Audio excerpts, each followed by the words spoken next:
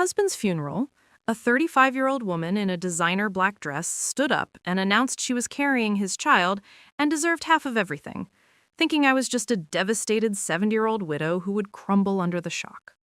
What she didn't know was that I'd spent 40 years as a forensic accountant specializing in financial fraud investigations, and the methodical destruction I was about to unleash would expose secrets that would leave her begging for mercy she'd never receive.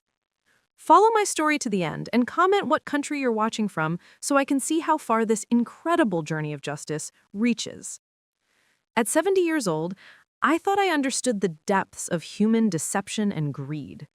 My name is Eleanor Blackwood, and after 4 decades as a certified forensic accountant in Portland, Oregon, investigating everything from corporate embezzlement to elaborate insurance fraud schemes, I believed I had encountered every variety of financial manipulation that desperate people could devise to steal what didn't belong to them. I had tracked down hidden assets and cryptocurrency wallets for divorce proceedings involving tech startup founders worth hundreds of millions of dollars. I had unraveled investment fraud schemes that had defrauded pension funds of their retirement security. In conference rooms across Portland's Pearl District, I had watched families destroy themselves over money that should have brought them prosperity, from Nike stock options to Intel retirement packages, from Columbia sportswear franchise empires to craft brewery investment portfolios. During my career, I had seen business partners create shell companies in the Cayman Islands to siphon funds from successful ventures. I had witnessed adult children manipulate elderly parents into signing over access to investment accounts worth millions through sophisticated psychological manipulation. I had even handled a case where a pharmaceutical equipment sales representative had convinced her elderly medical practice clients that their expensive diagnostic machines required mandatory recalibration fees that went directly into her personal offshore accounts, a complete fabrication designed to steal hundreds of thousands from vulnerable healthcare providers. I had represented clients whose siblings had forged power of attorney documents to steal family wineries in the Willamette Valley. I had litigated cases where children had manipulated elderly parents into believing their successful restaurants required emergency capital injections to avoid bankruptcy, then promptly liquidated those businesses and kept the proceeds. In boardrooms across downtown Portland's financial district, I had watched families destroy themselves over assets that should have brought them together: historic homes in the Pearl District, successful food cart franchises, profitable tech consulting firms. During my career, I had seen adult children convince their parents that maintaining successful businesses was too stressful for elderly people, then promptly sell those businesses and keep the proceeds while relocating their parents to budget senior facilities. I had witnessed cases where family members created fake medical emergencies to pressure elderly relatives into making hasty financial transfers. I had even handled a case where a daughter-in-law convinced her husband's mother that new tax regulations required immediate liquidation of her successful art gallery to avoid federal penalties, a complete fabrication designed to force a quick sale at below market prices. But nothing in my extensive professional experience had prepared me for the moment when a stunning young woman would stand up during my husband's funeral service and announce that she was carrying his child, making financial claims that would reveal the depths of betrayal that had been carefully orchestrated while I grieved what I thought was a loving marriage. The story begins on a rainy March morning in 2024, when my husband of 77 years, Dr. William Blackwood, collapsed from a massive stroke in his neurology practice office in downtown Portland. William was 73, still actively practicing medicine, still talking about the Alaska cruise we had planned for our upcoming 48th wedding anniversary, and the medical research foundation he wanted to establish for early-onset dementia patients and their families. William had been the foundation of my world since we met at Oregon Health and Science University in 1976. While I had focused on forensic accounting and financial investigation, he had built one of the Pacific Northwest's most respected neurology practices, specializing in complex brain surgery and pioneering several breakthrough treatments for traumatic brain injuries that had saved thousands of lives. Together, we had created what everyone considered a model marriage, professional success, financial security, and a stunning craftsman home in the prestigious Forest Park neighborhood that had been our sanctuary for over 25 years. We had purchased the arts and crafts style mansion overlooking the Willamette River in 1999 for $1.8 million, a significant investment at the time, but the house represented everything we had worked toward during our demanding careers. 6 bedrooms, original Stickley furniture, handcrafted built-ins showcasing our extensive first edition book collection, and a gourmet kitchen where William experimented with his passion for Pacific Northwest cuisine. By 2024, similar properties in our exclusive Nob Hill neighborhood were selling for over $6.8 million. The house sat on 3 acres of professionally maintained grounds, with mature Oregon oak trees that William and I had planted during our first year there, extensive rhododendron gardens that had been featured in Portland Home and Garden magazine, and a climate-controlled wine cellar where William stored his collection of rare Oregon Pinot Noir vintages. Every spring, we hosted fundraising events for the OHSU Brain Institute, and every autumn, our home was part of the prestigious Forest Park Heritage Home Tour. Our neighbors included retired executives from Columbia Sportswear and Nike, successful biotechnology entrepreneurs, and other medical professionals who had built substantial practices over decades of dedicated work.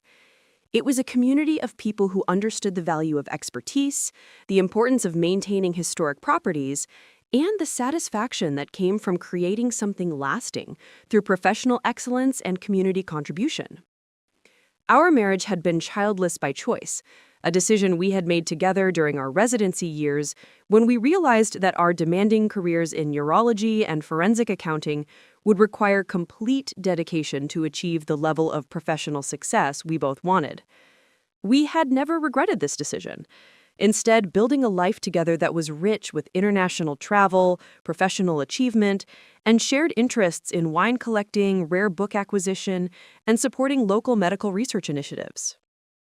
William had always been what colleagues diplomatically called exceptionally dedicated to patient care, especially female patients facing frightening neurological diagnoses. His bedside manner was legendary throughout Portland's medical community, and he had a particular gift for making anxious families feel confident and supported during complex brain surgery procedures that could determine whether their loved ones would ever be the same again. During our last few years together, William had begun talking about expanding his practice's research initiatives and community outreach programs. He spent increasing amounts of time at medical conferences, research symposiums, and what he called patient advocacy development meetings, activities that seemed perfectly consistent with his lifelong commitment to advancing neurological care and medical education. Eleanor, there are so many breakthrough treatments in neurology that aren't reaching patients who need them most, he would say during our evening conversations in his study, surrounded by medical journals and research papers. I want to spend my final years in practice making sure cutting-edge neurological care reaches underserved communities regardless of their insurance coverage or financial situation. I had been completely supportive of William's humanitarian interests, even when they required him to spend evenings and weekends away from home attending research conferences and charity planning meetings. His dedication to advancing medical care for vulnerable populations had been one of the qualities I had always admired most about him, and his passion for helping others seemed to intensify as he approached retirement. The warning signs, in retrospect, should have been glaringly obvious to someone with my professional training in detecting deception and uncovering financial irregularities that people tried to hide from forensic investigation. William had begun receiving personal phone calls at unusual hours, calls he would take privately in his study with the door closed, speaking in hushed tones that I could hear but not understand from other parts of the house.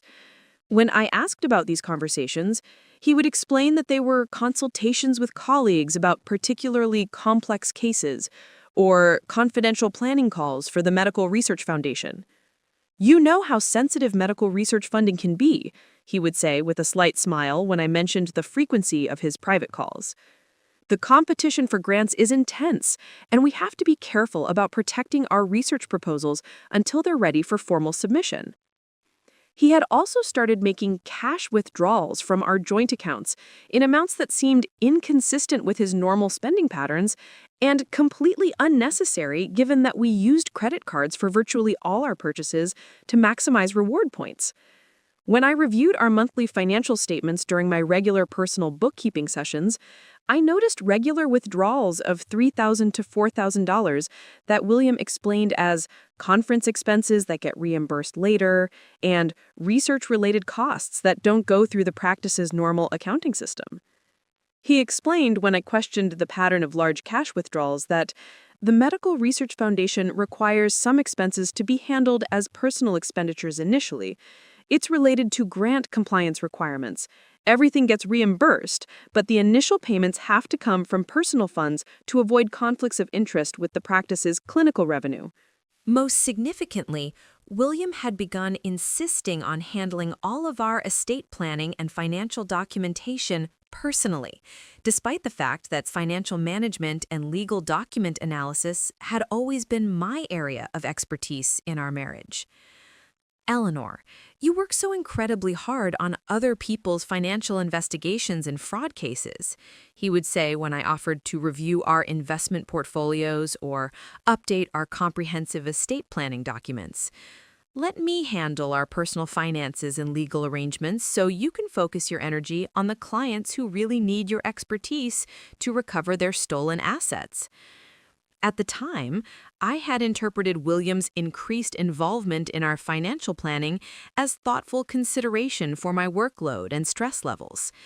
I had been handling several particularly complex embezzlement cases simultaneously, including a $50 million cryptocurrency fraud scheme that required 18-hour days of financial analysis and legal documentation. William's offer to manage our personal financial affairs had seemed like loving support, rather than suspicious secrecy designed to hide activities that would have triggered my professional alarm systems.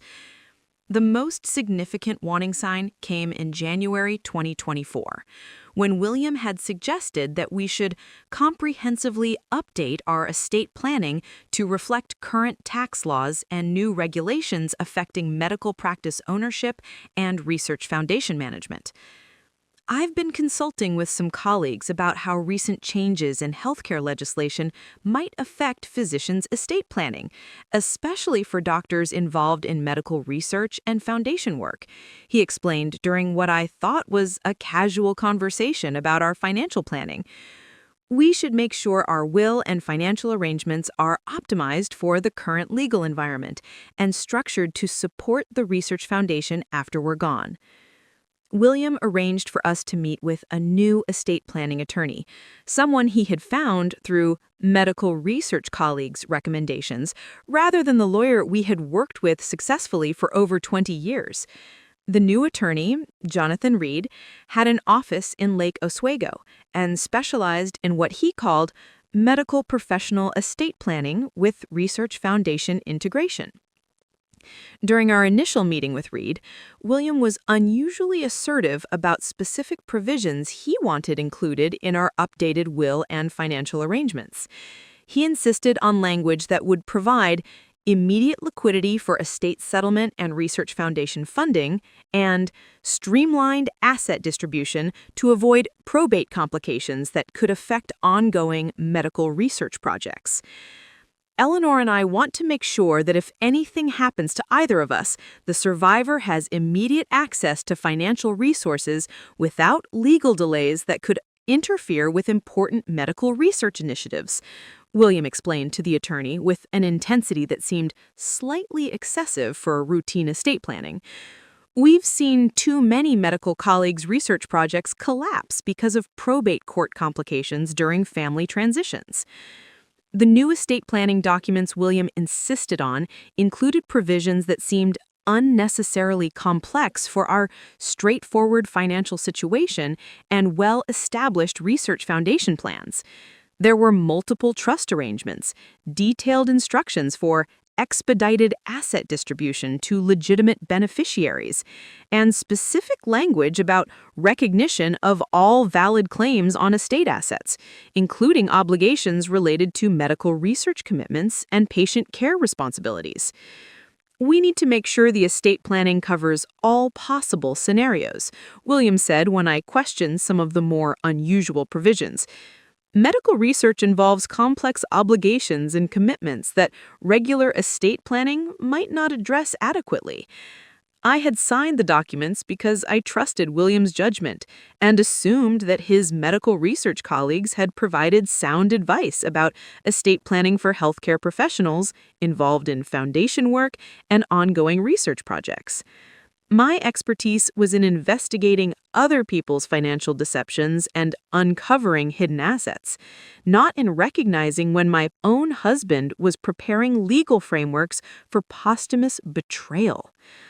Looking back, I realized that every conversation about estate planning, every private phone call, every unexplained cash withdrawal, and every meeting with the new attorney had been part of William's careful preparation for the devastating revelation that would destroy our marriage reputation and challenge everything I thought I knew about the man I had loved for nearly half a century. During the final months of William's life, there had been additional warning signs that I had misinterpreted as evidence of his deepening commitment to medical research and patient care. He had begun attending what he called specialized medical conferences that required overnight travel to cities like San Francisco, Vancouver, and Phoenix.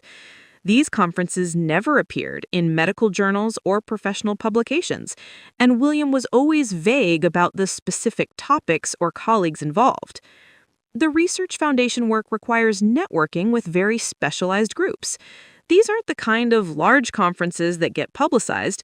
They're small, focused gatherings of researchers working on cutting-edge projects that aren't ready for public discussion yet. William had also started receiving packages delivered to his office that he claimed contained research materials, but that he never brought home or discussed in any detail.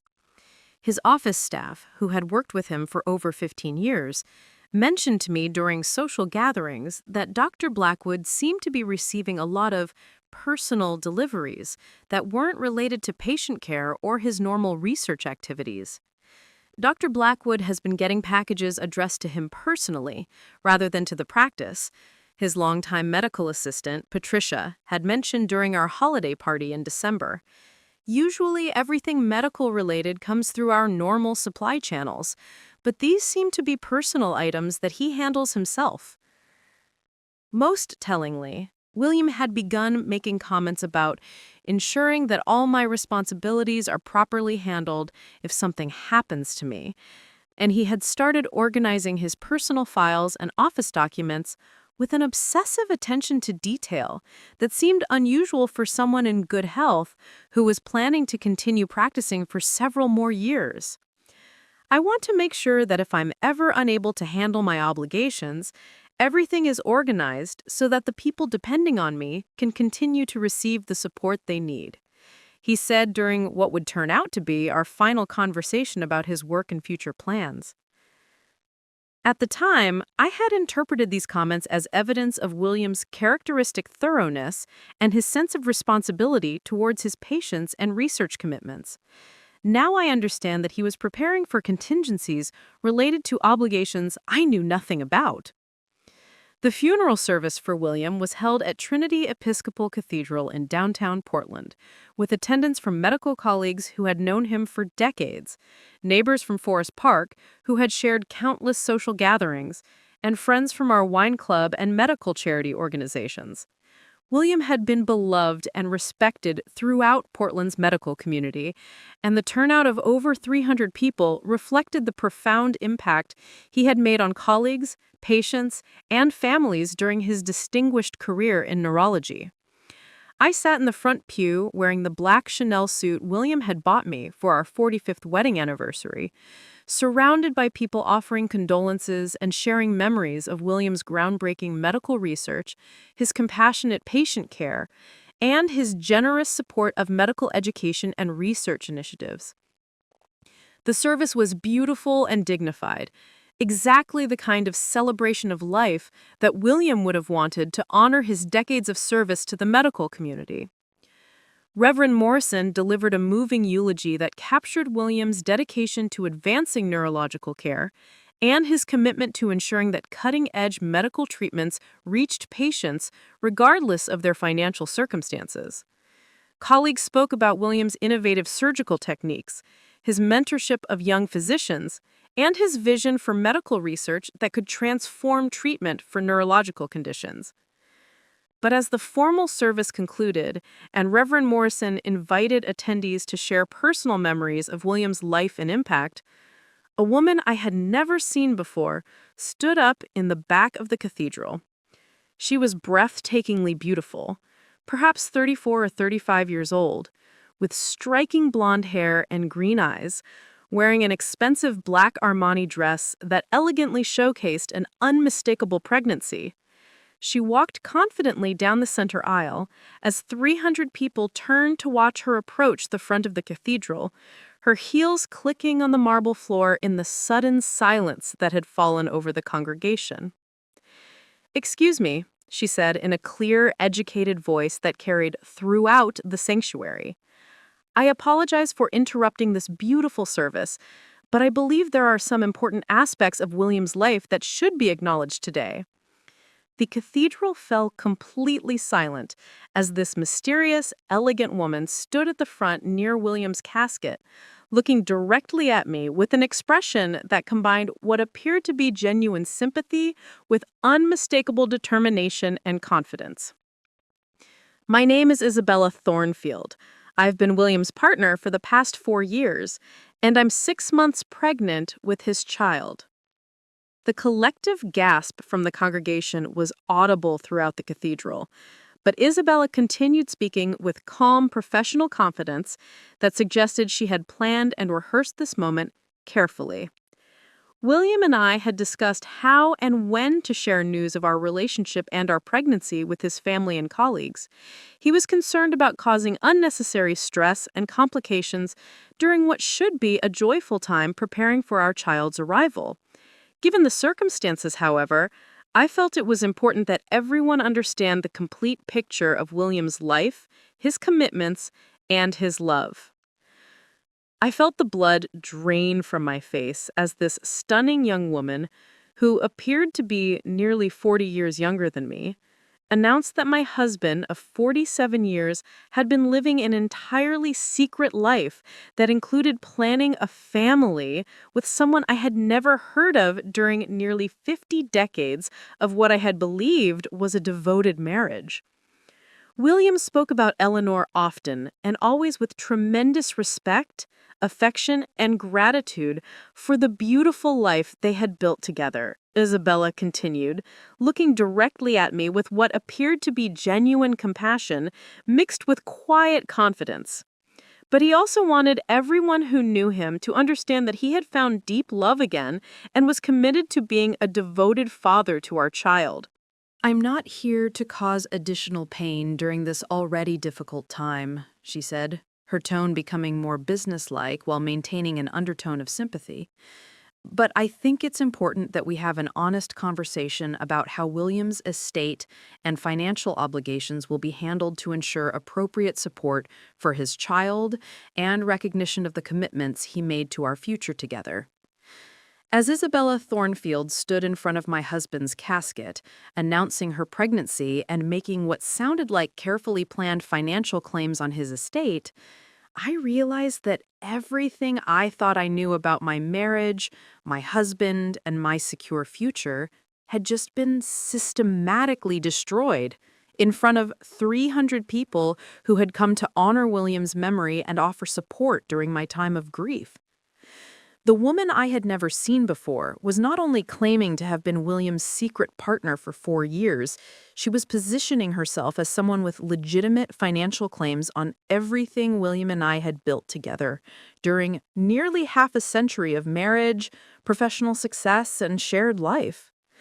But as I sat in that cathedral pew, surrounded by shocked friends, colleagues, and neighbors, something inside me began to shift from devastating grief and humiliation to a cold, analytical focus that I recognized from my most complex fraud investigations and financial crime cases. Isabella Thornfield had just made the biggest mistake of her life by underestimating exactly who she was dealing with and what kind of professional expertise she had just challenged. She thought she was confronting a devastated 70-year-old widow who would be too shocked, grief-stricken, and emotionally overwhelmed to challenge her claims effectively or investigate the legitimacy of her relationship with my deceased husband. Instead, she had just declared financial war on Eleanor Blackwood, a forensic accountant who had spent 40 years destroying people who used deception, manipulation, and fraudulent claims to steal assets that didn't belong to them. The hunt was about to begin, and Isabella Thornfield had no idea what kind of methodical destruction she had just unleashed upon herself. The reception following William's funeral was held at our Forest Park home, the same house where we had celebrated decades of anniversaries, hosted countless medical charity events, and built what I had believed was a perfect life together. As I stood in my own living room, surrounded by 200 guests offering condolences, I felt like a stranger observing someone else's life falling apart in slow motion.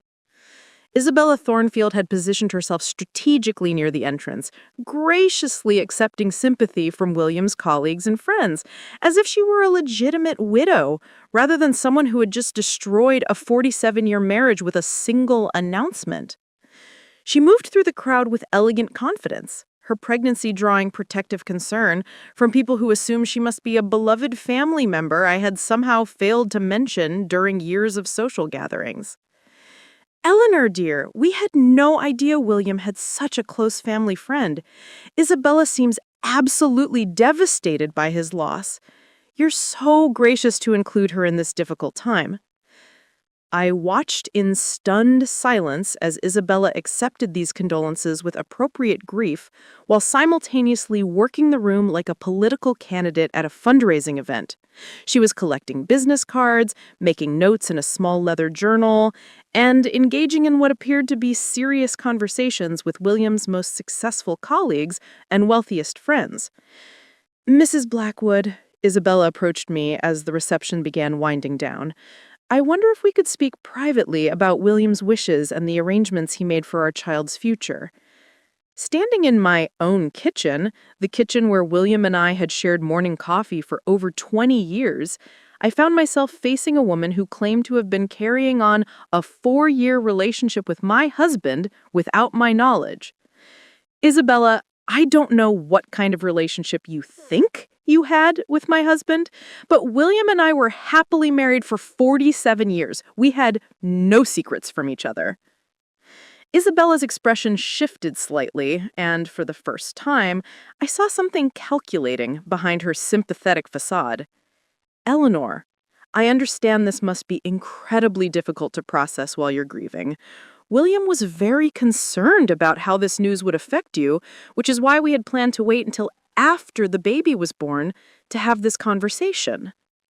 She pulled out her leather journal and showed me what appeared to be a detailed timeline of meetings, dates, and financial arrangements. William and I have been partners since March 2020. We met when he consulted on my father's brain surgery case.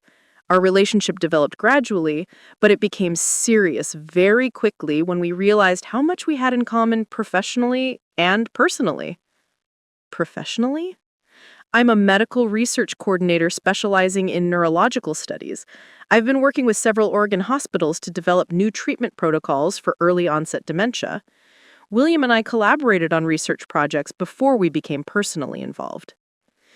As Isabella continued explaining her supposed relationship with William, I began to notice details that triggered my professional instincts for detecting deception.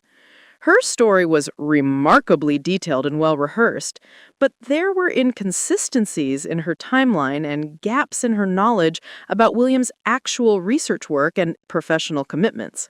William mentioned that you're a forensic accountant, Isabella said, studying my reaction carefully. He was very proud of your professional accomplishments, but he was also concerned about the stress your work was placing on your marriage and your health. What do you mean? The long hours, the travel for complex cases, the emotional burden of dealing with financial crimes. William felt that your career was consuming more of your energy and attention as you got older. He didn't want to add to your stress by discussing our relationship and his plans for starting a family. Isabella was suggesting that William had been protecting me from knowledge of his affair because my own career had somehow damaged our marriage. The psychological manipulation was sophisticated. She was reframing William's betrayal as consideration for my supposed professional burnout and emotional fragility. Isabella, I don't know what William may have told you about our marriage, but we had a strong, loving relationship.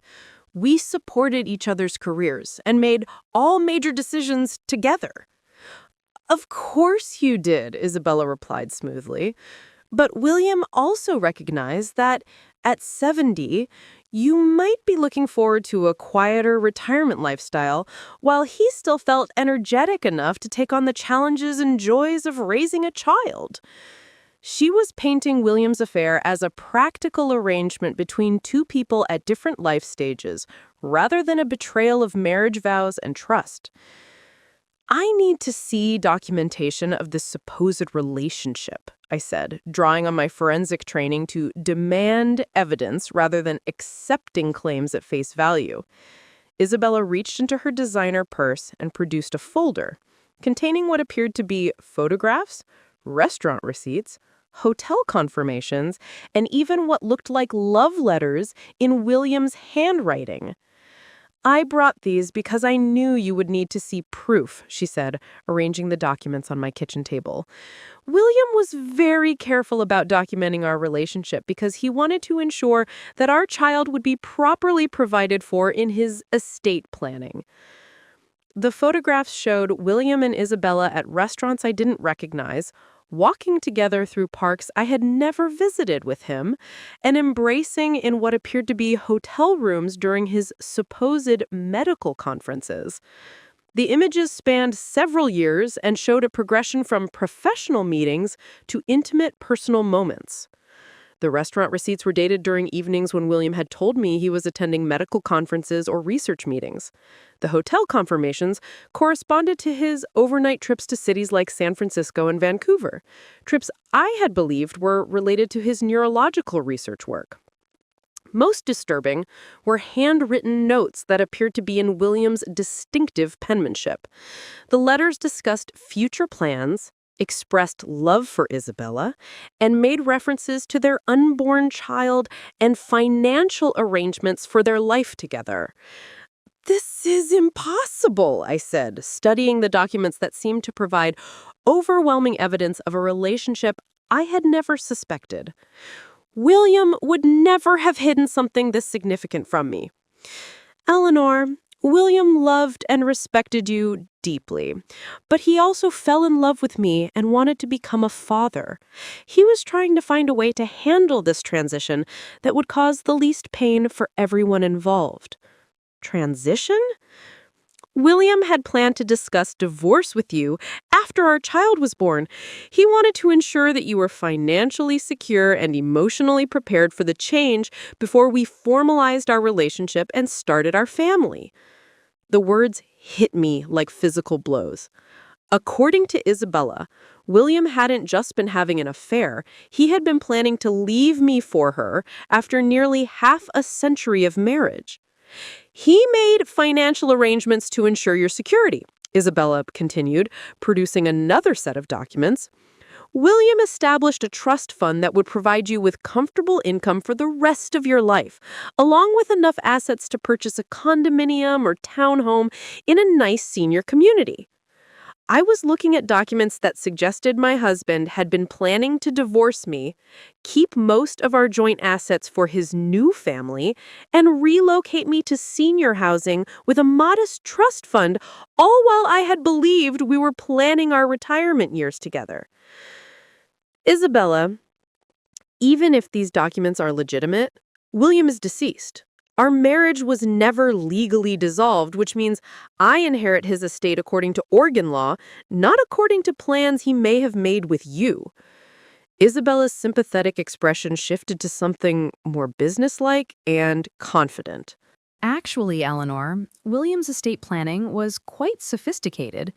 He worked with specialists in medical professional estate law to ensure that his obligations to our child and our relationship would be legally protected, even if something happened to him before we could formalize our arrangements.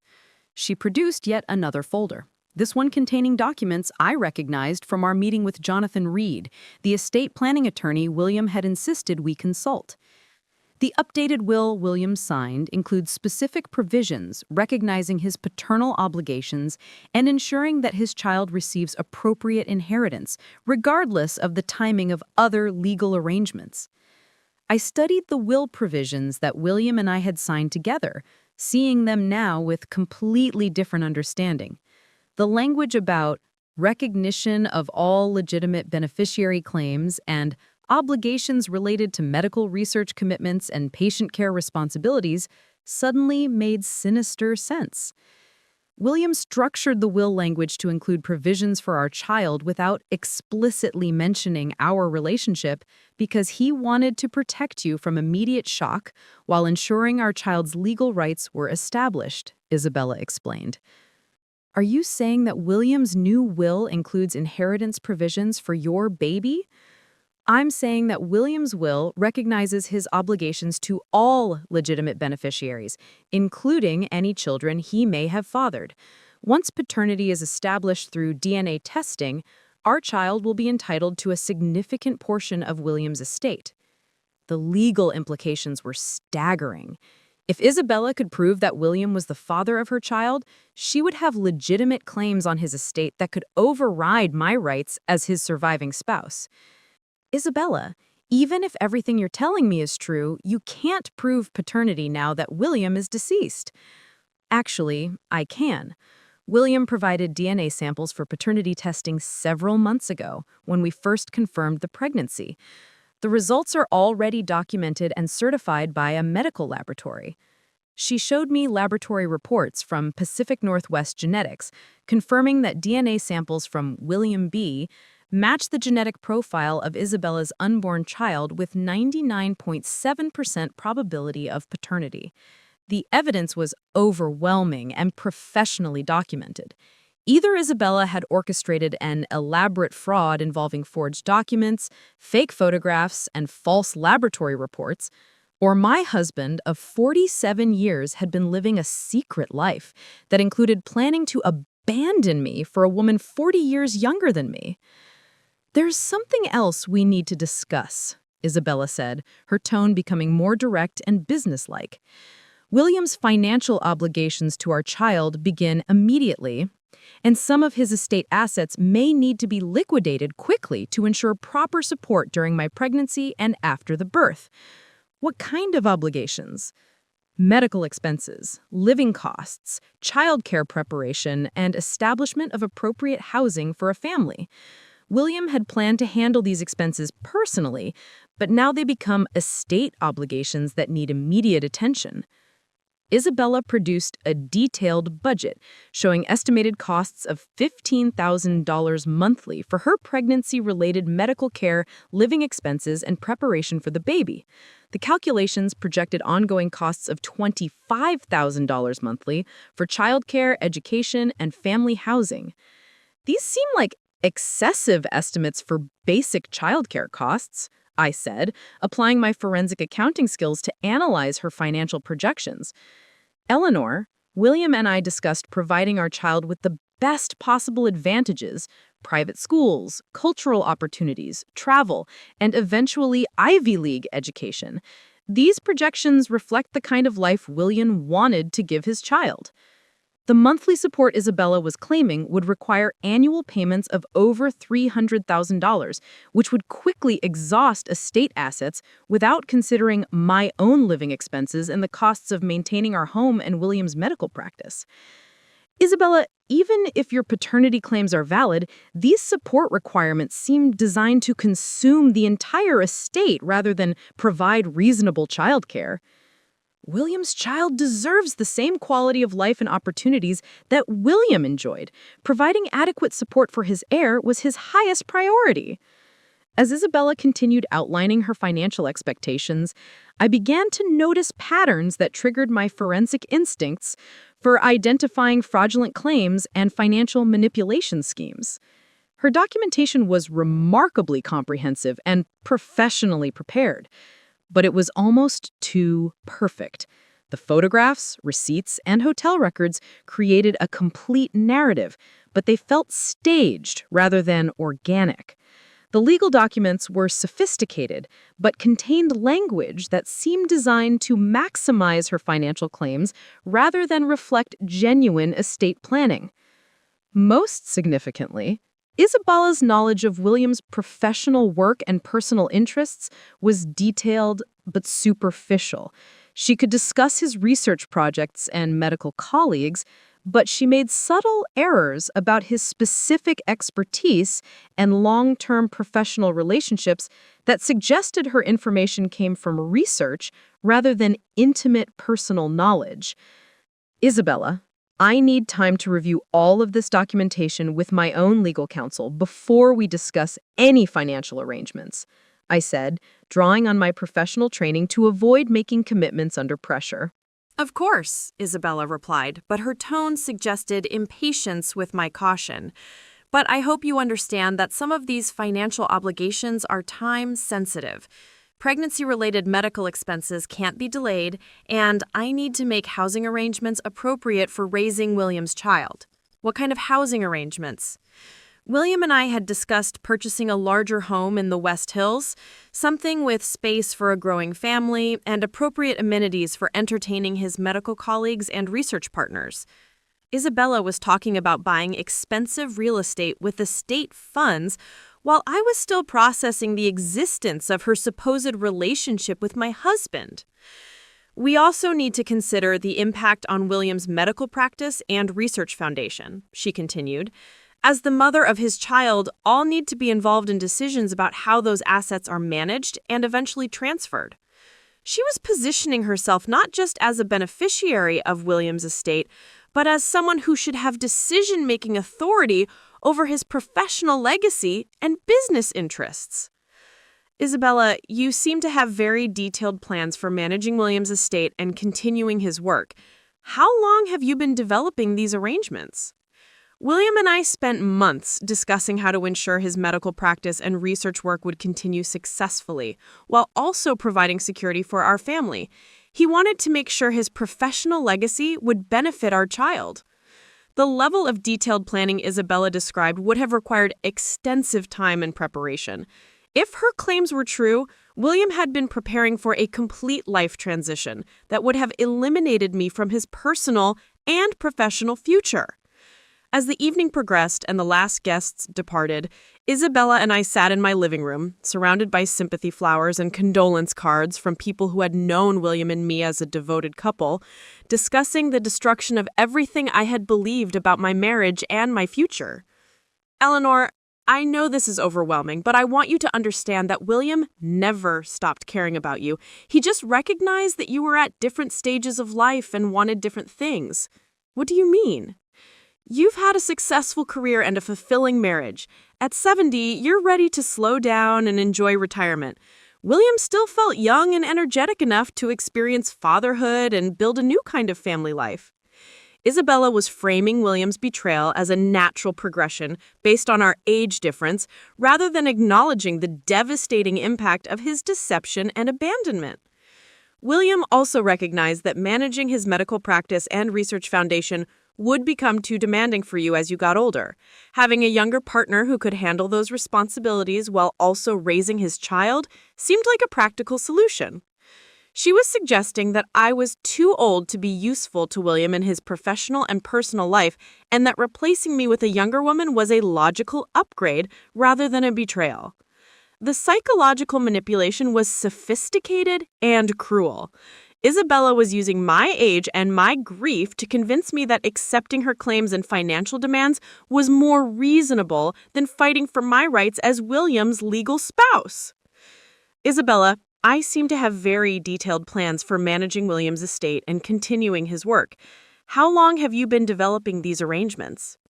William and I spent months discussing how to ensure his medical practice and research work would continue successfully, while also providing security for our family. He wanted to make sure his professional legacy would benefit our child. The level of detailed planning Isabella described would have required extensive time and preparation. If her claims were true, William had been preparing for a complete life transition that would have eliminated me from his personal and professional future. As the evening progressed and the last guests departed, Isabella and I sat in my living room, surrounded by sympathy flowers and condolence cards from people who had known William and me as a devoted couple, discussing the destruction of everything I had believed about my marriage and my future. Eleanor, I know this is overwhelming, but I want you to understand that William never stopped caring about you. He just recognized that you were at different stages of life and wanted different things. What do you mean? You've had a successful career and a fulfilling marriage. At 70, you're ready to slow down and enjoy retirement. William still felt young and energetic enough to experience fatherhood and build a new kind of family life. Isabella was framing William's betrayal as a natural progression based on our age difference rather than acknowledging the devastating impact of his deception and abandonment.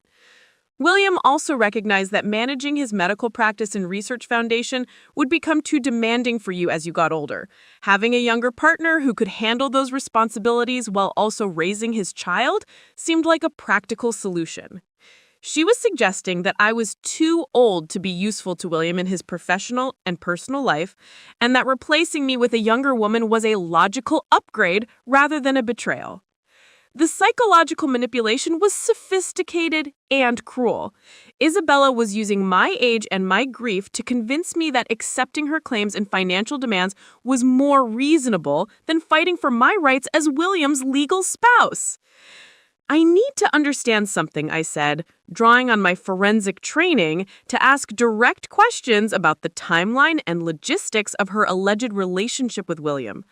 How did you and William manage to maintain a 4-year relationship without any of his colleagues, friends, or family members becoming aware of it? William was very careful about protecting both of our privacy and professional reputations. We met discreetly, traveled to cities where we weren't likely to encounter his Portland colleagues, and kept our professional collaborations separate from our personal relationship.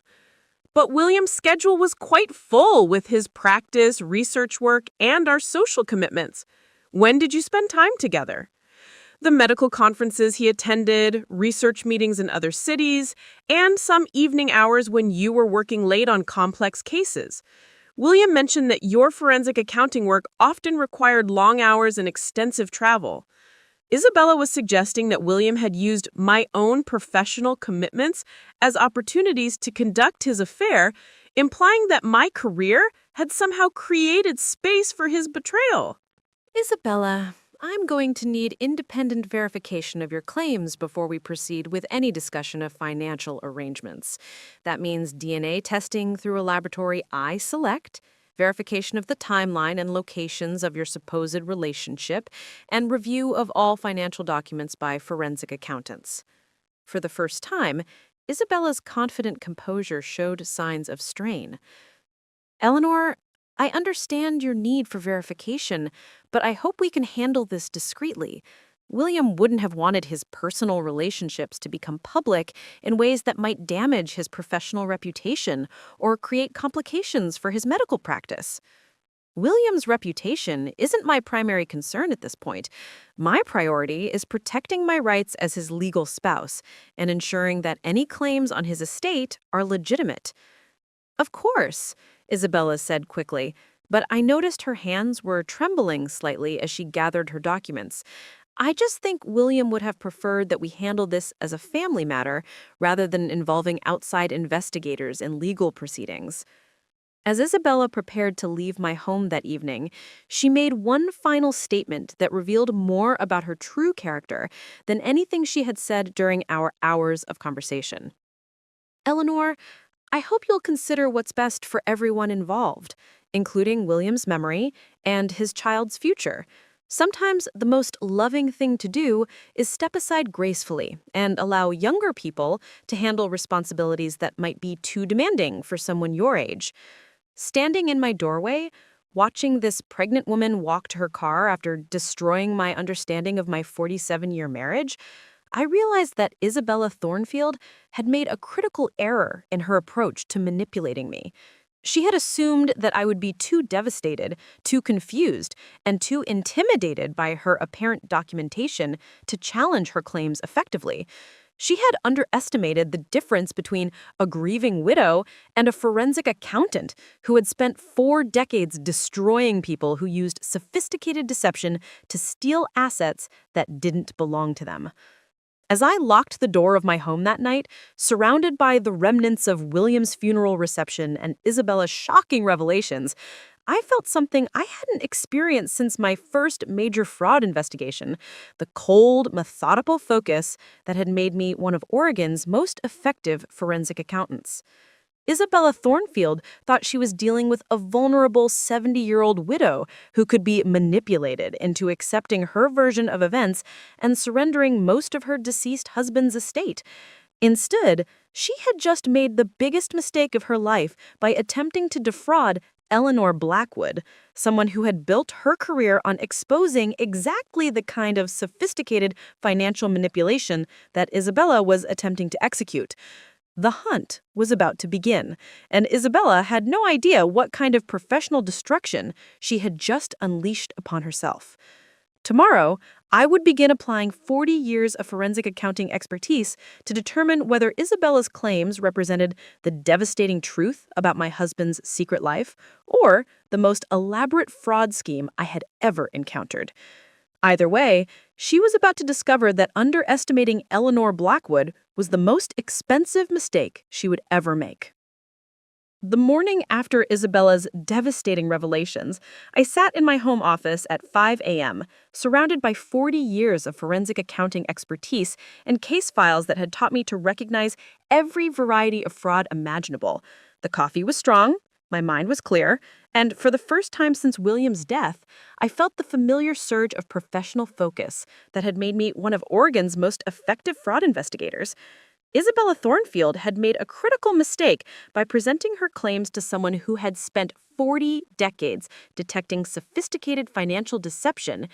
Every instinct I had developed over thousands of fraud cases was now focused on determining whether her story represented devastating truth or elaborate fabrication. My first call was to Dr. Sarah Chen, a forensic psychologist who had worked with me on dozens of cases involving financial elder abuse and family manipulation schemes. Sarah specialized in analyzing the psychological patterns behind complex deception operations, and her expertise had been crucial in cases where the emotional manipulation was as sophisticated as the financial fraud. "Eleanor, I'm so sorry for your loss," Sarah said when I reached her at her downtown Portland office.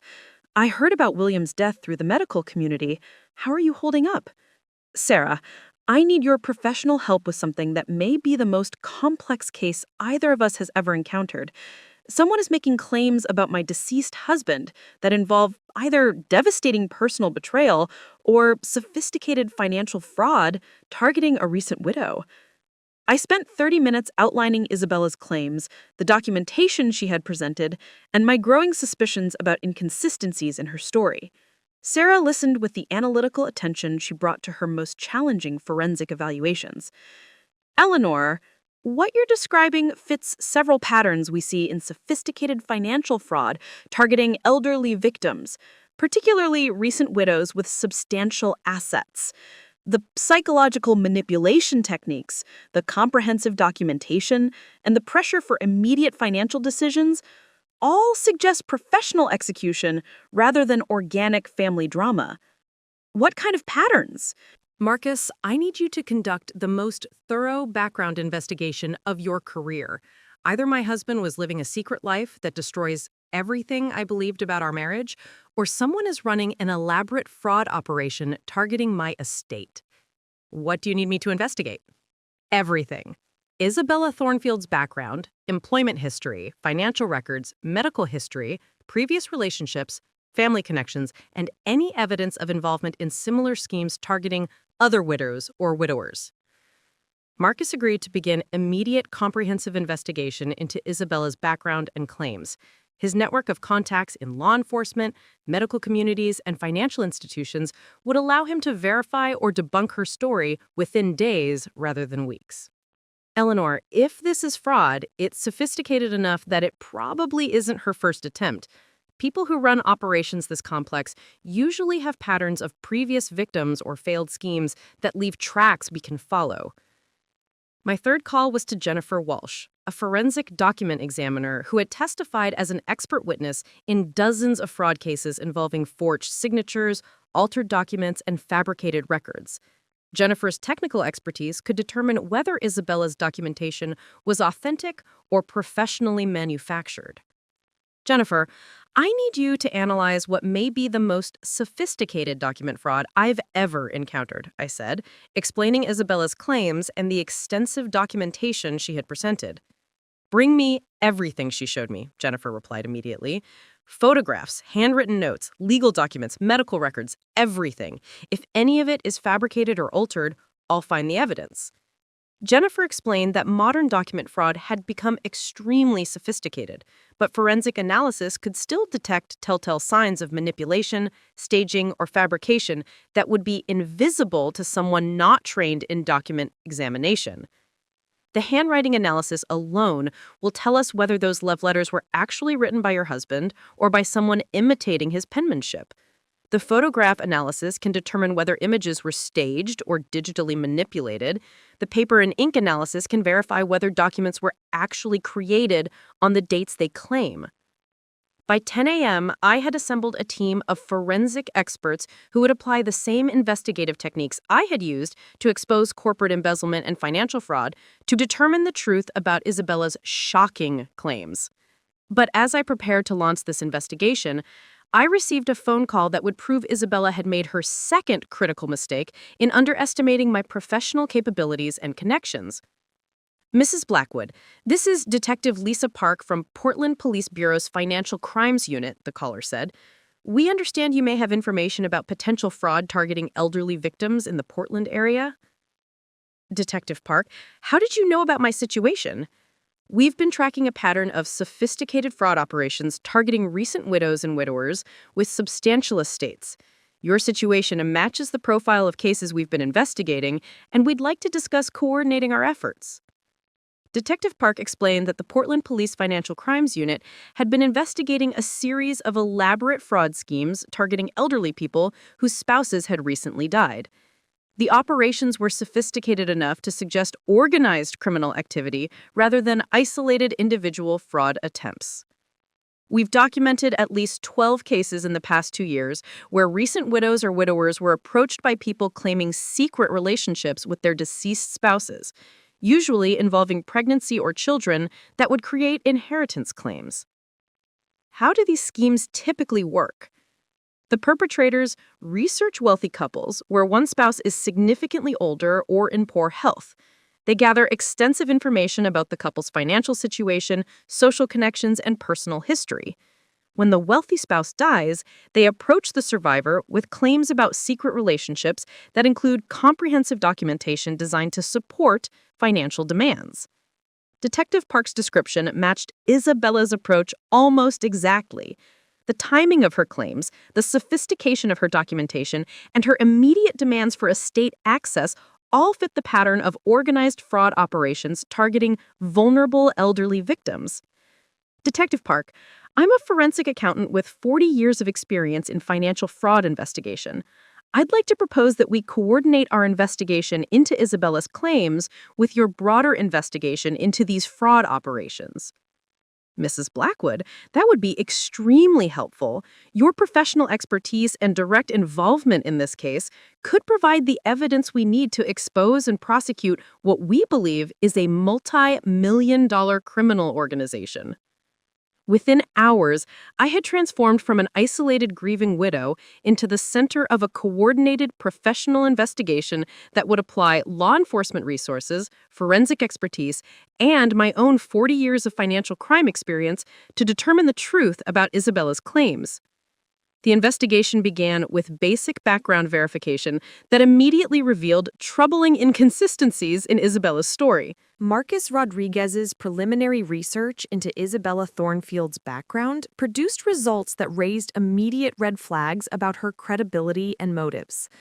Eleanor, Isabella Thornfield's employment history doesn't support her claims about being a medical research coordinator, Marcus reported during our first strategy meeting. According to employment records, she's worked as a pharmaceutical sales representative for 3 different companies over the past 5 years, but none of her positions involved neurological research or collaboration with physicians on treatment protocols. What about her educational background?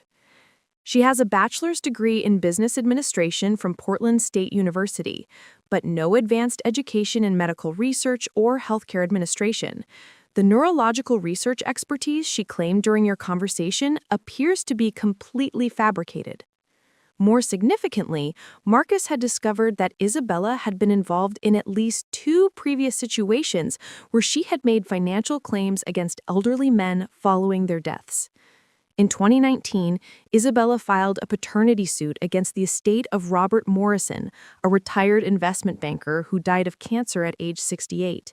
She claimed they had been in a relationship for 2 years and that she was pregnant with his child. The case was dismissed when DNA testing proved the child was not Morrison's. What happened in that case? Isabella had presented extensive documentation of her supposed relationship with Morrison, photographs, love letters, hotel receipts, and financial records. The family initially believed her claims and was prepared to settle until their attorney insisted on independent DNA verification. The pattern was identical to Isabella's approach with William's estate. She had used the same tactics: comprehensive documentation, emotional manipulation, and pressure for quick financial settlement to target another wealthy elderly man following his death. The second case was in 2021. Isabella made inheritance claims against the estate of Dr. James Whitman, a retired surgeon who died suddenly of a heart attack.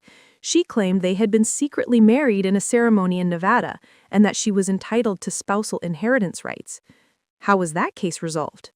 The family hired investigators who discovered that the marriage certificate was fraudulent and that Isabella had never actually met Dr. Whitman before his death. She had researched his background extensively and created false documentation to support her inheritance claims. Isabella Thornfield was not a grieving pregnant partner making legitimate claims about my husband's secret relationship. She was a professional fraud operator who specialized in targeting the estates of wealthy elderly men using sophisticated documentation and emotional manipulation to extract financial settlements from vulnerable families. Marcus, I need you to determine how Isabella identified William as a target and how much she knew about our financial situation before his death. Already working on it. I'm tracking her movements and communications during the months before William died to understand how she selected your family and gathered the information she needed to create her fabricated relationship story. Jennifer Walsh's forensic document analysis provided even more damning evidence of Isabella's deception. Eleanor, the love letters Isabella claimed were written by William are sophisticated forgeries, Jennifer reported after completing her technical analysis. The handwriting shows clear signs of careful imitation rather than natural penmanship. Someone spent considerable time studying samples of William's handwriting and practicing reproducing his letter formations and signing patterns. How can you be certain they're forgeries? Several technical indicators. The pen pressure is too consistent throughout the documents.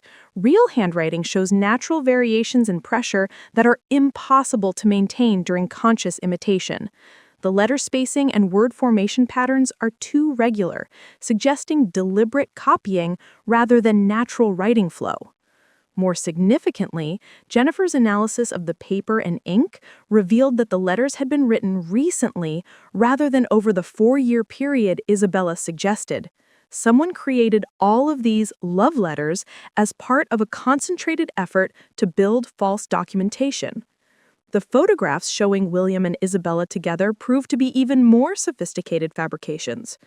These images were digitally manipulated using advanced photo editing software, Jennifer explained, showing me technical analysis that revealed the manipulation. Isabella's image was inserted into photographs of William that were taken at various locations around Portland. The lighting, shadows, and perspective inconsistencies prove these are composite images rather than authentic photographs of two people together. How sophisticated is this level of photo manipulation? Professional grade. This required expensive software and considerable technical skill. It's not amateur work. Someone invested significant time and money in creating convincing false evidence of a relationship that never existed. Dr. Sarah Chen's psychological analysis of Isabella's behavior during our confrontation provided additional insights into the sophisticated manipulation techniques she had employed. Isabella used several advanced psychological manipulation strategies designed specifically to overwhelm elderly victims and prevent rational analysis of her claims, Sarah explained during our case review meeting. The timing of her revelation at William's funeral was calculated to maximize emotional impact and minimize your ability to think analytically about her story. Making these claims while you were grieving and surrounded by shocked friends and family was designed to create psychological pressure for you to accept her version of events. Sarah identified specific manipulation techniques Isabella had used during our private conversation at my home. The extensive documentation she presented was designed to create information overload, so much apparent evidence that you would be overwhelmed and accept her claims rather than carefully analyzing each piece. The combination of photographs, letters, receipts, and legal documents was meant to seem too comprehensive to be fabricated. What about her comments about my age and capabilities? Classic psychological undermining designed to make elderly victims doubt their own judgment and accept the manipulator's authority. By suggesting that your age made you unsuitable for managing complex assets and that your career had damaged your marriage, she was trying to convince you that accepting her financial demands was reasonable rather than recognizing it as theft. Dr. Chen explained that Isabella's approach showed professional training in psychological manipulation techniques specifically designed to exploit elderly victims' emotional vulnerabilities and cognitive biases.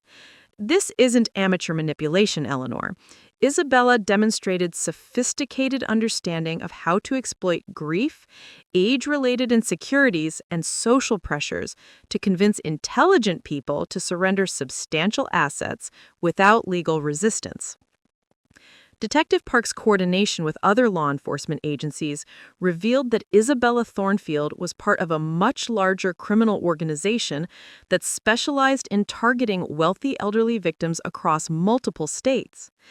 Isabella works with a network of accomplices who provide different services needed for these fraudulent operations, Detective Park explained during our coordination meeting. We've identified document forgers, photographers who specialize in creating false evidence, attorneys who draft fraudulent legal documents, and even laboratories that provide false medical testing results. How many victims have they targeted? We've documented evidence of similar schemes in Oregon, Washington, California, and Nevada, targeting at least 37 elderly victims over the past 5 years.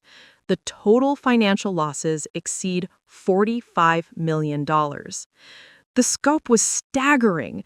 Isabella wasn't just an individual fraudster targeting my family. She was part of an organized criminal enterprise that had systematically stolen tens of millions of dollars from elderly victims throughout the western United States. The organization targets specific types of victims: wealthy elderly people whose spouses are in poor health or have recently died, preferably people without children or close family members who might challenge inheritance claims. Detective Park explained that the criminal network researched potential victims for months before making contact, gathering detailed information about their financial assets, family relationships, and emotional vulnerabilities to target these victims for fraud. In William's case, the network had apparently identified him as a target months before his death, gathering information about his medical practice, research work, and our financial situation that enabled Isabella to create her elaborate fabricated relationship story. We believe they accessed William's professional information through contacts in the medical community and researched your family's financial situation through public records and social media monitoring.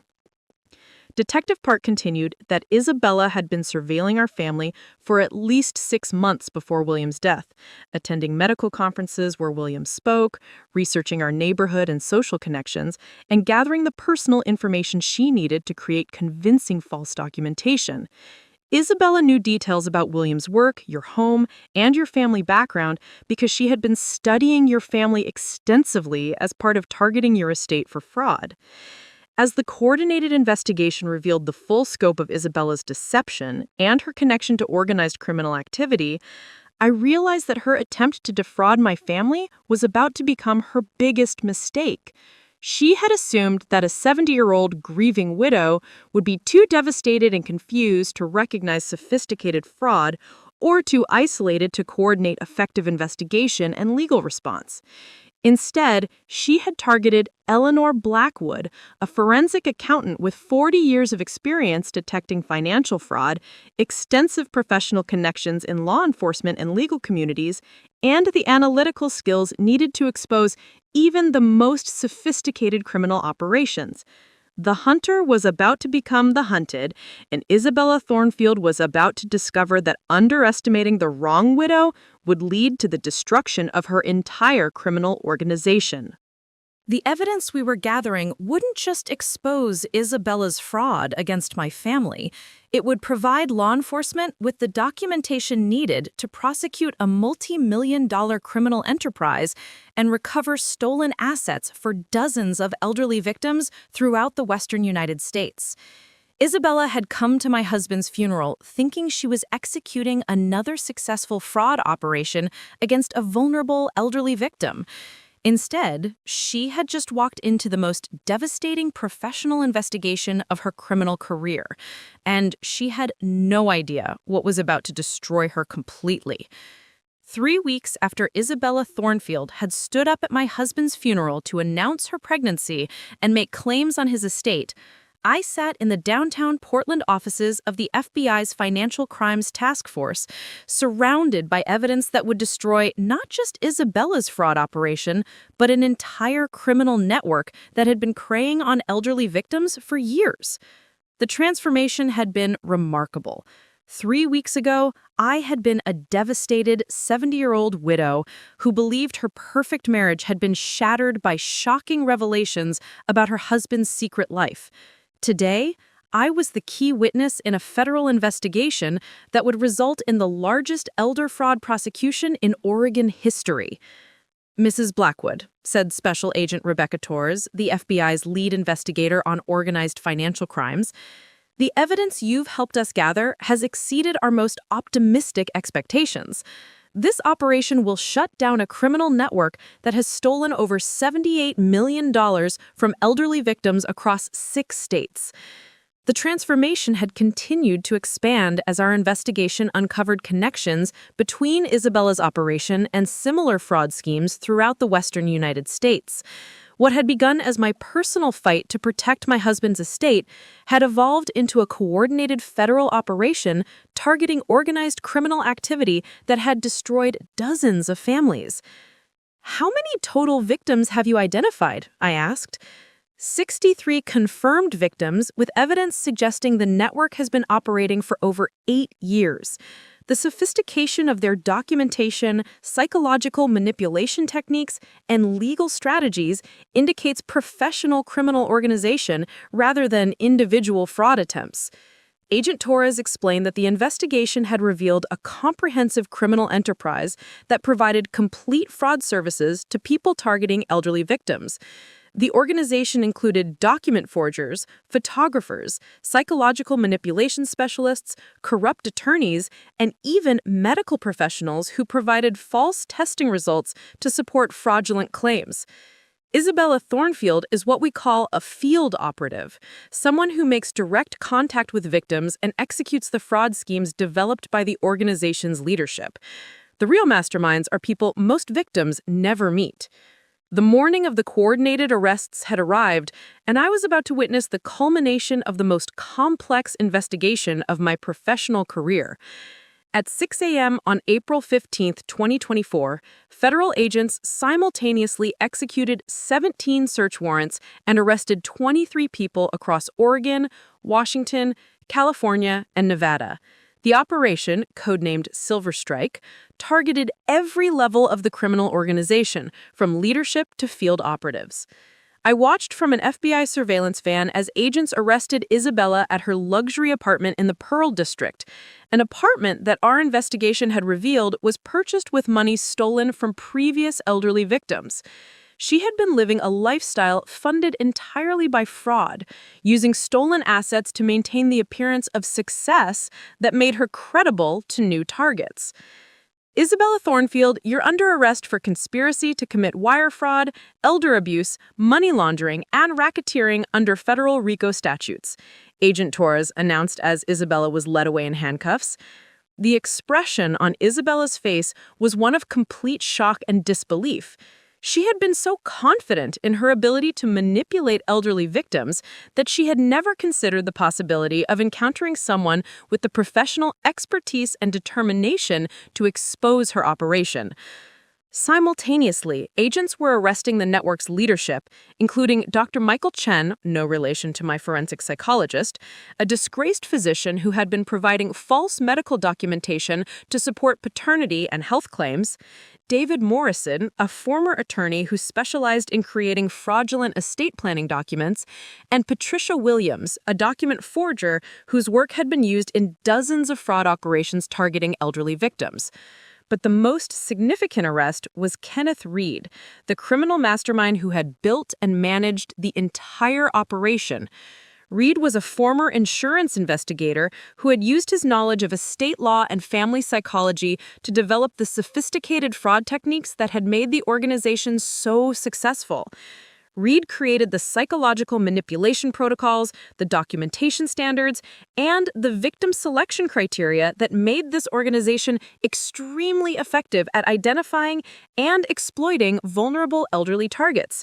Agent Torres explained as we watched Reed's arrest at his upscale Lake Oswego home. The evidence seized during the coordinated arrests was staggering. Federal agents recovered computers containing detailed profiles of hundreds of potential victims, financial records documenting millions of dollars in stolen assets, and communications revealing the full scope of the organization's criminal activities.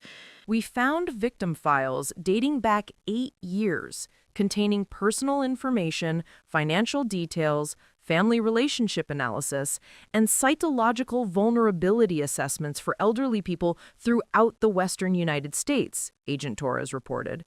The organization had been maintaining what amounted to a database of potential targets, researching wealthy elderly couples, and preparing detailed plans for approaching the surviving spouse after one partner's death.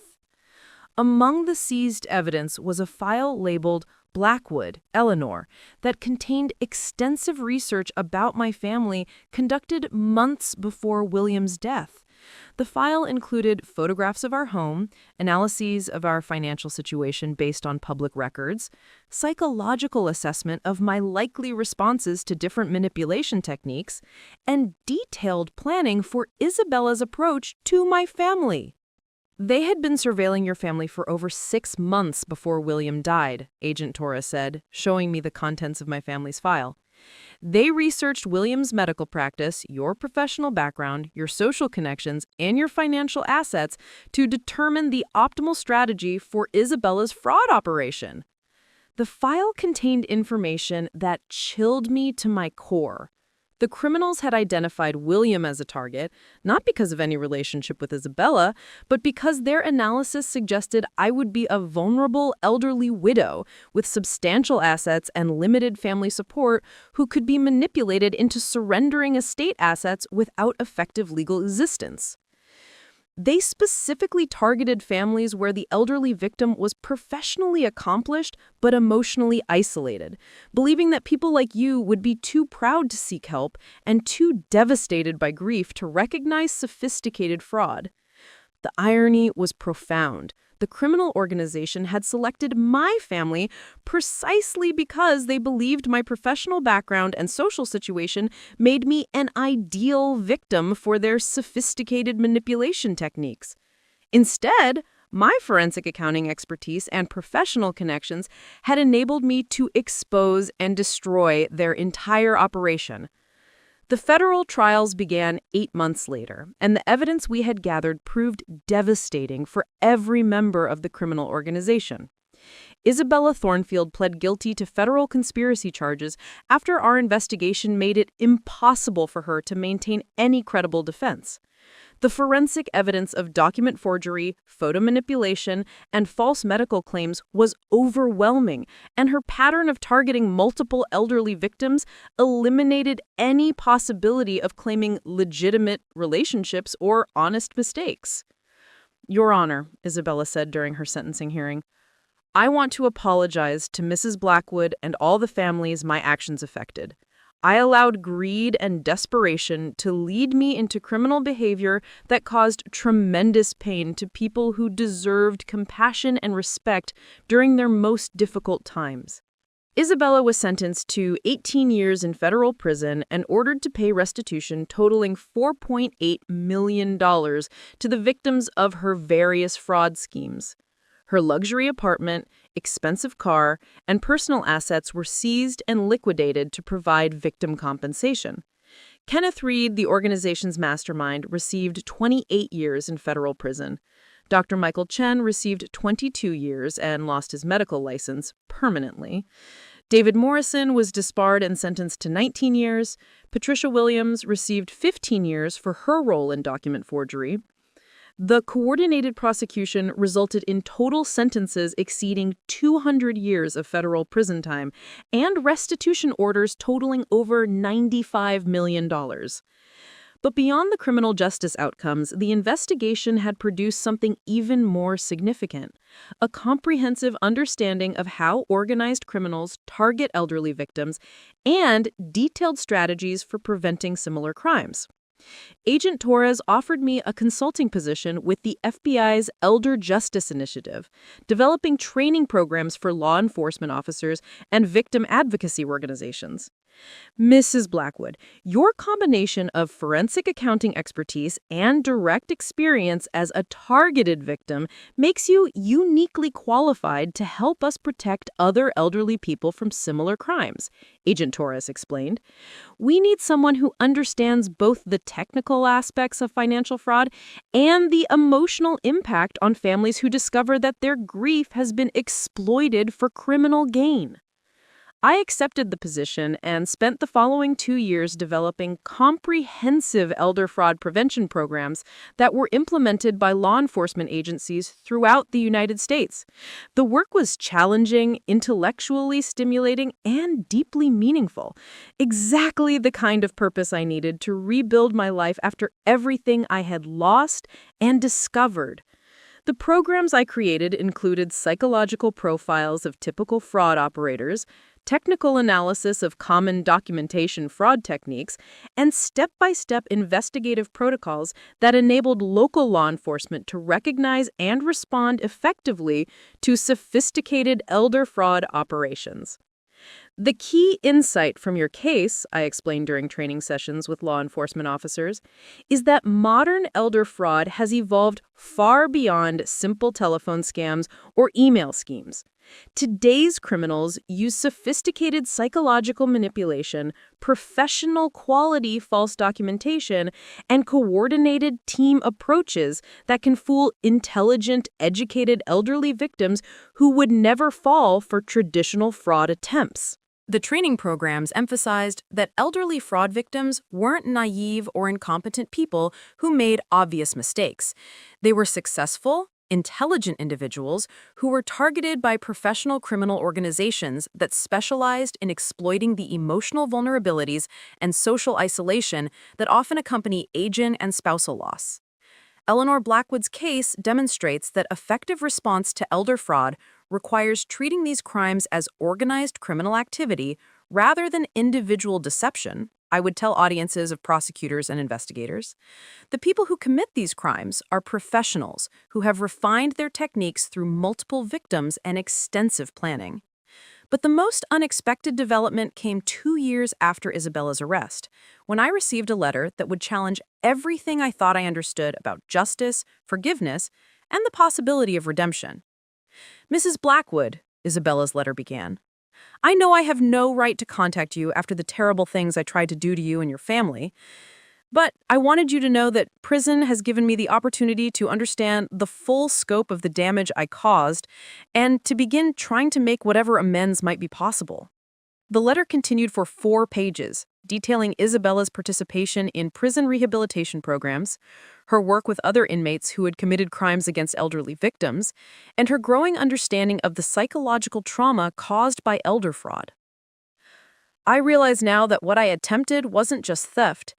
It was psychological warfare designed to destroy your sense of security, your trust in your own judgment, and your faith in the love you had shared with your husband for nearly 50 years, she wrote. I tried to steal not just your money, but your peace of mind and your treasured memories of your marriage. Isabella described her work with victim impact programs, where she spoke to other prisoners about the real human consequences of elder fraud beyond the financial losses. I met a woman whose mother had been targeted by a scheme similar to what I attempted against you, she wrote. Listening to her describe watching her mother's spirit break after discovering that criminals had exploited her grief made me understand, for the first time, the emotional devastation I had tried to inflict on you for money. The letter revealed genuine insight into the psychological mechanisms that had allowed Isabella to dehumanize elderly victims and justify causing tremendous emotional pain for financial gain. I convinced myself that elderly people with substantial assets were somehow responsible for their own victimization, that they were greedy or naive, or that they didn't deserve the wealth they had accumulated. I created psychological justifications that allowed me to see elderly victims as obstacles to overcome, rather than human beings whose lives I was destroying. Isabella described her participation in victim advocacy programs within the prison system, where she worked with elderly visitors whose families had been destroyed by financial fraud. I spend time with elderly people who have been victimized by crimes similar to what I committed, and I try to help them understand that their victimization was not their fault, and that their pain is valid and deserving of support. It's the smallest possible beginning toward making amends for the damage I caused. I read Isabella's letter 3 times before deciding how to respond. The words seemed genuine, and her description of working with elderly victims suggested authentic remorse rather than continued manipulation. But I was no longer the person who would automatically trust someone's apparent transformation simply because they expressed regret for their crimes. 6 months later, I made a decision that surprised everyone who knew my story, including myself. I drove to the Federal Correctional Facility in Sheridan, Oregon, and requested a visit with Isabella Thornfield. The woman who sat across from me in the prison visiting room looked dramatically different from the confident, elegant manipulator who had destroyed my husband's funeral. Isabella had lost weight, her hair had grown out to its natural brown color, and her eyes held something I had never seen during our previous encounters: genuine remorse and humility. Mrs. Blackwood, Isabella letter began, I know I have no right to contact you after the terrible things I tried to do to you and your family, but I wanted you to know that prison has given me the opportunity to understand the full scope of the damage I caused and to begin trying to make whatever amends might be possible. Isabella, I needed to see for myself whether the person who wrote that letter is real or just another manipulation. We talked for 2 hours. Isabella answered my questions about her crimes, her motivations, and her participation in the criminal organization with a level of honesty and self-awareness that was completely different from her previous behavior. The truth is that I had convinced myself that elderly people with substantial assets were somehow less deserving of protection than younger people. I told myself that they had already lived full lives and that their money could be better used by people like me who still had futures ahead of us. When did you realize the scope of what you had attempted to do to me? When I met Sarah Martinez, an elderly woman whose son had committed financial elder abuse similar to what I attempted against you, she described feeling like her own child had tried to murder her emotionally and financially. And I realized that's exactly what I had attempted to do to you, destroy your sense of security and trust during the most vulnerable time in your life. Isabella's understanding of her crimes appeared genuine, but I was no longer someone who would accept remorse without considering the broader implications of forgiveness and redemption. Isabella, I'm glad you understand what you attempted to do to me, and I hope your insights help you become a better person. But understanding your crimes doesn't repair the damage you intended to cause. I know that, Mrs. Blackwood. I'm not asking for forgiveness or trying to rebuild any kind of relationship. I just wanted the chance to tell you that I finally understand who I became and why it was unforgivable.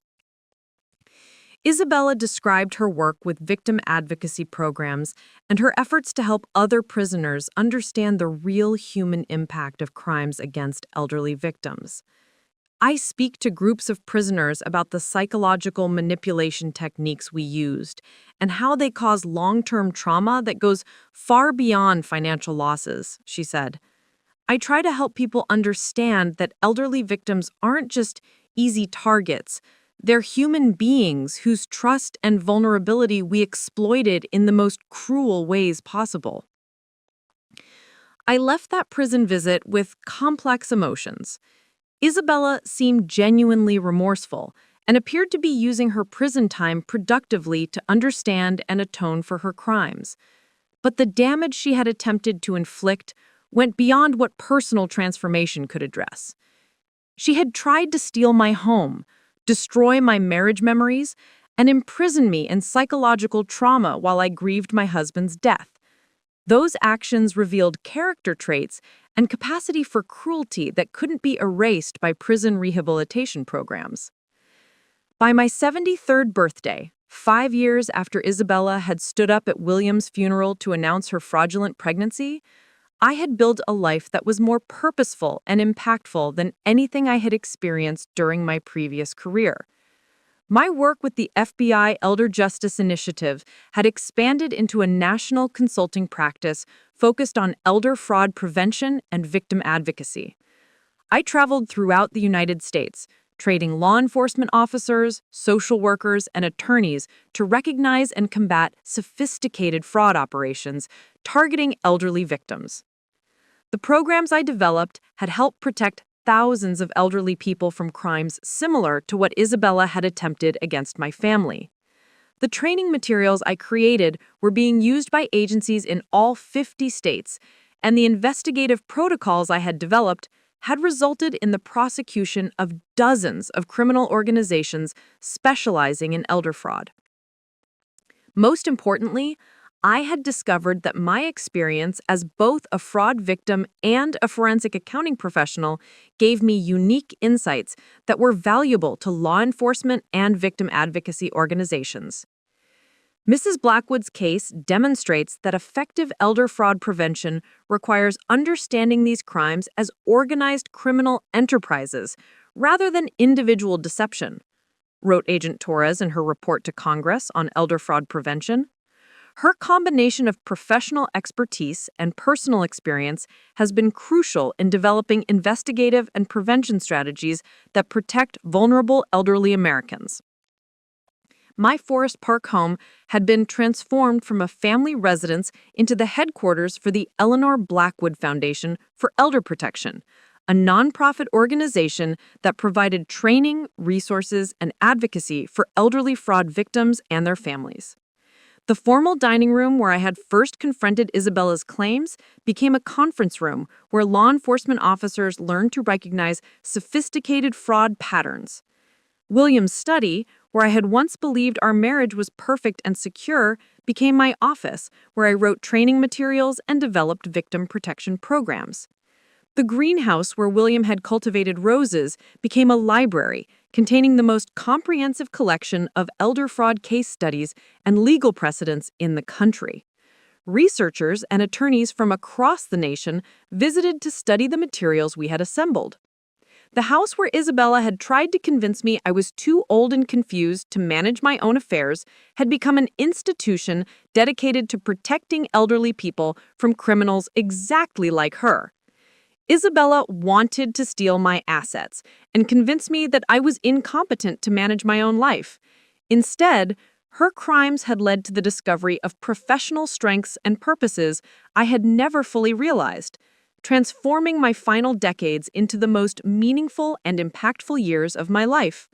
At 73, I was more respected, more influential, and more important than I had ever been, all because I had refused to let a criminal destroy me and instead used my professional expertise to protect other families from similar devastation. The woman who had screamed at William's funeral that I was too old to understand complex financial matters was serving 18 years in federal prison while I consulted with the FBI, testified before Congress, and directed a national foundation dedicated to elder protection. The criminal who had tried to convince me that my age made me vulnerable and incompetent had discovered exactly how powerful elderly people can be when they refuse to accept victimization and apply decades of professional expertise to destroy the people who threaten them. Justice, I learned, is not just about punishment. It's about transformation. Taking the worst attack on your dignity and security and using it to build something that protects other people from similar suffering. 5 years ago, I was a grieving 70-year-old widow whose perfect marriage had been shattered by what seemed like devastating revelations about her husband's secret life. Today, I am Eleanor Blackwood, director of the nation's leading Elder Protection Foundation, consultant to federal law enforcement agencies, and living proof that it's never too late to discover exactly how strong, capable, and important you really are. Isabella Thornfield wanted me out of my secure life so she could steal everything I had built with William. She got her wish, but not in any way she could have imagined. She is permanently out of my life, imprisoned for her crimes, while I live freely in the home she tried to steal, doing work that matters more than anything I accomplished during my previous 4 decades as a forensic accountant. Some victories are worth the battle, no matter how much they cost. And some houses are worth fighting for, especially when the people trying to steal them have forgotten that the woman they're targeting spent 40 years destroying criminals exactly like them. The greatest revenge, I discovered, is building something meaningful and lasting from the wreckage of someone else's greed and cruelty. Now, I want to hear from you. Have you ever had to fight back against people who tried to exploit your trust or vulnerability? Have you ever discovered strength you didn't know you possessed during your darkest moments? Comment below and tell me what country you're watching from. Your stories of survival and transformation inspire me every day, and I love seeing how far this message of resilience and justice reaches around the world. Remember, age is not weakness, grief is not incompetence, and underestimating the wrong person can be the most expensive mistake anyone ever makes.